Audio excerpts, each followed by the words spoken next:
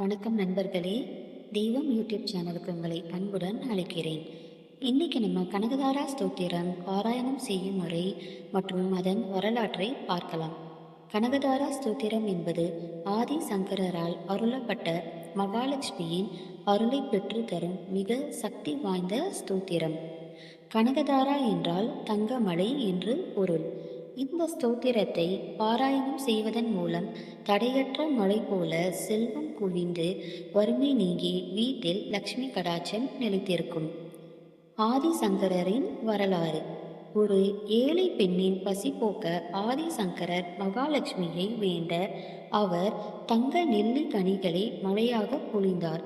அந்த நிகழ்வை நினைவு கூர்ந்து படிக்கப்படும் இந்த ஸ்தோத்திரம் குடும்பத்தில் செல்வ பெருக்கை உண்டாக்கும். இந்த ஸ்தோத்திரத்தை தினசரியோ அல்லது வெள்ளிக்கிழமைகளிலோ பாராயணம் செய்வது சிறப்பு. குறிப்பாக அக்ஷய திருதியை போன்ற புனித நாட்களில் படிப்பது அதீத பலன்களை தரும். மனமுருக இந்த ஸ்தோத்திரத்தை பாடினால் மகாலட்சுமி தேவி மகிழ்ச்சி அடைந்து குடும்பத்தில் உள்ள தடைகளை நீக்கி மகிழ்ச்சியையும் நிம்மதியையும் தருவாள். கனகதாரா ஸ்தோத்திரம் என்பது பொருளாதார ரீதியான கஷ்டங்களை நீக்கி செல்வ செழிப்பான வாழ்க்கையை வாழ அருளும் ஒரு பிரார்த்தனையாகும். கனகதாரா ஸ்தோத்திரம் என்பது ஆதிசங்கரர் ஏழை பெண்மணியின் வறுமையை நீக்க மகாலட்சுமியை வேண்டி பாடிய பக்தி பாடல். சங்கரர் பிக்ஷை கேட்கும் போது அந்த பெண்மணி தன்னிடம் இருந்த ஒரே உலர்ந்த நெல்லிக்கனியை அன்புடன் கொடுத்தாள்.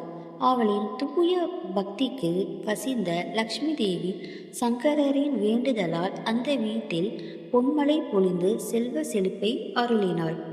கனகதாரா ஸ்தோத்திரம் உருவான கதை. பிக்ஷை கேட்கும் படலம்.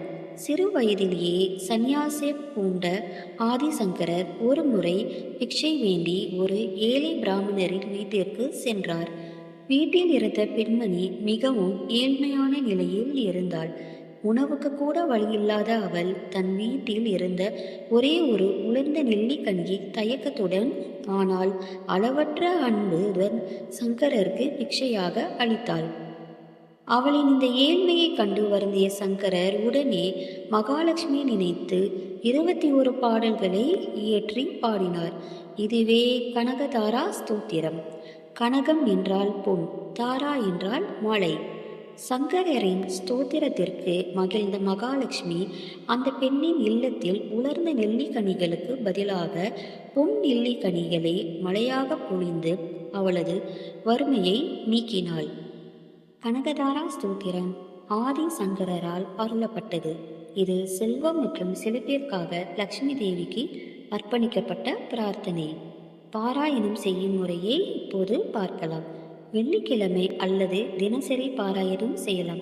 அதிகாலை பிரம்ம முகூர்த்தம் அல்லது மாலை வேளையில் பாராயணம் செய்யலாம். பூஜை அறையை சுத்தம் செய்து மகாலட்சுமி படம் அல்லது சிலைக்கு பூமாலை சார்த்தி வேண்டலாம். குத்துவிளக்கேற்றி வழிபட வேண்டும். பால், வாழைப்பழம் அல்லது இனிப்பு வகைகளை நைவேத்தியமாக சமர்ப்பிக்கலாம். முதலில் விநாயகரை வணங்கிவிட்டு பின் மனதார லக்ஷ்மி தேவியை நினைத்து 21 ஸ்லோகங்கள் கொண்ட கனகதாரா ஸ்தோத்திரத்தை முழு நம்பிக்கையுடன் பாராயணம் செய்ய வேண்டும். கனகதாரா ஸ்தோத்திரம் பாராயணம் செய்வதன் மூலம் நமக்கு வறுமை நீங்கி செல்வம் மற்றும் செழிப்பு பெருகும். தடைகள் நீங்கி வீட்டில் சுபகாரியங்கள் நடக்கும். சிறந்த பலன் பெற தினசரி அல்லது வாரந்தோறும் வெள்ளிக்கிழமைகளில் பக்தியுடன் பாராயணம் செய்வது நல்லது. நன்றி நண்பர்களே. நீங்கள் இது வரைக்கும் நம்ம சேனல் சப்ஸ்கிரைப் பண்ணலன்னா சப்ஸ்கிரைப் பண்ணி உங்கள் சப்போர்ட்டை எங்களுக்கு கொடுங்க. நன்றி, வணக்கம்.